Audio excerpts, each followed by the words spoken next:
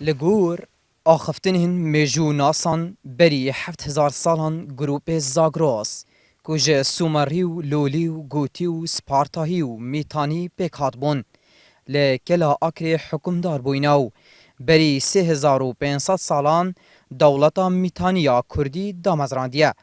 کلا اکر مزنترین حزب بویو حکم دورا بهدینان کریو چندین دولتین کردی تدا هاتین دامزراندن وکه دولتا اورارتیو، میدیو، ساسانیو، اسکانیو پشتی اوان دولتان دولتا ادیابن یا حکومت باشور کردستان هاتیه دامزراندن بری 2000 سالان. تشکیل حکومت میدیاش آن به هولی هاتی چکرن که اب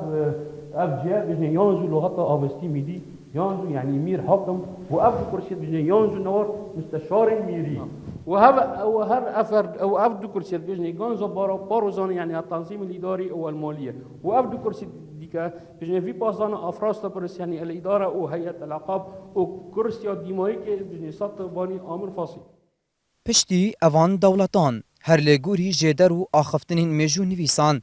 دولتداری جبوی میرگهان هاتیه و گوهاستنو کلا آکر میرگها چندین میرن بهز و بدست حالات بویه وکه میرزند کو دولتا اورارتی و میتانی و حکومت باشور کردستان جناف برینه البته برزگاه سومریونه برای 4016 سال سومری لنوار راست عراق الباجار زقور و اور و سومر برف خاکم مزوتامیاتینه الساله 4025 گشن دوره مزوتامیا چین بجین گشن دوره آکره اف برزگاه یت سومریونه یت سردمی اورنموی سه برای 4025 سال هلبت سومریان 3000 سال دوره کردستان ماینه ریوبریا شونوارین آکره ادگل هبونها 700 جهن شونواری داخوازی جی هنه آکره پیگرج چندین جین شینوار بگرز زنار و اشکفت و کل و پرنزگه زرادشتی گورستان کبنار و خانه کلتوری لاکره و